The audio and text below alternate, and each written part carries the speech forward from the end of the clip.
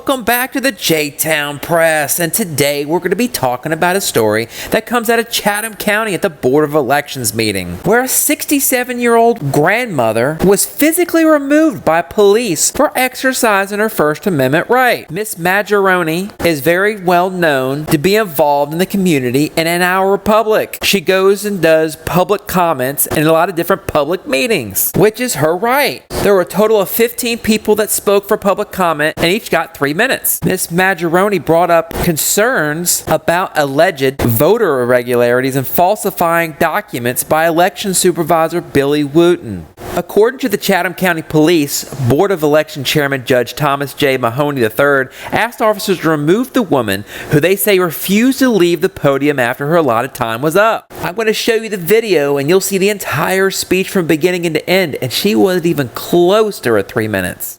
Miss Majoroni is quoted saying, "I was mortified. I was quite honestly in shock. I have never been treated like that in my life. I mean, it was like a communist country." As you're listening to her speech, this has nothing to do with politics.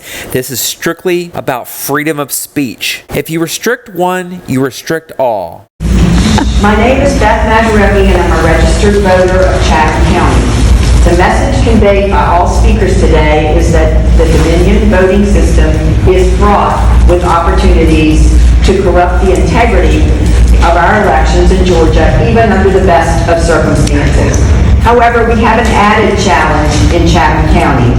In Chatham County, I'm sure the board is aware that Mr. Wooten was brought before a grand jury in February by me for allegations of voting irregularities and falsifying documents.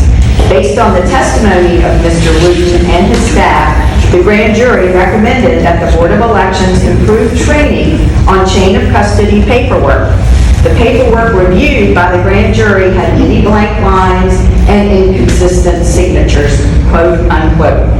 The chain of custody paperwork was supposed to be provided to me immediately per the grand jury presentment to the judge on March 1st, and I have yet to receive it. In addition, the grand jury noted that it received conflicting accounts from Mr. Wooten of what information is contained in the QR code printed on the paper ballot. It is requested that Mr. Wooten obtain this information and provide They're asking me to leave. They've asked you. They're not allowed. It's against my rights.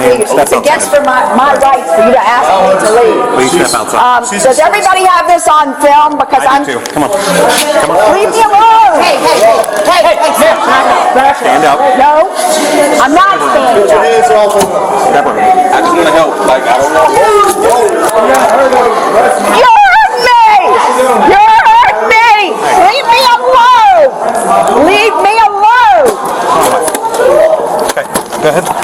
Leave me alone. They want you to leave, man. I need my stuff. All right. Wait right here. I'll grab your cell phone for you.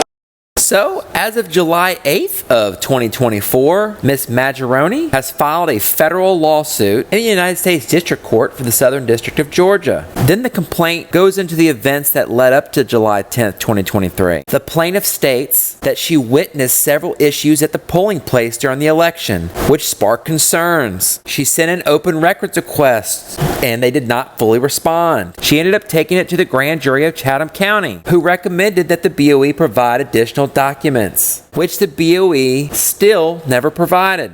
Then on that night of July 10th, 2023, the BOE held a regularly scheduled meeting that held a formal public comment period on the agenda. And before that meeting on June the 28th, an email was sent out to the Chatham County Police Department chief that specifically outlines the 3-minute rule for public comment, and they'll need uniformed officers to ensure that the meeting remains calm and that the elected members of the board and other elected officials who attend are safe. Before the meeting, the BOE published a public comment guide. It specifically says speakers will be allotted 3 minutes to make their comments. I've included the case number, that way you guys can go over to Pacer and look it up for yourself and download it. It's all public information. Remember, these cases sometimes take years, so I'll post an update when I can. Let me know in the comments what you think about this case and the actions of the BOE. Make sure you like, share, and subscribe. It really helps out the algorithm. And remember, make sure y'all go over there to the description of the pinned comment. A lot of important information there. That the freedom of the press is one of the great bulwarks of liberty and can never be restrained but by despotic governments.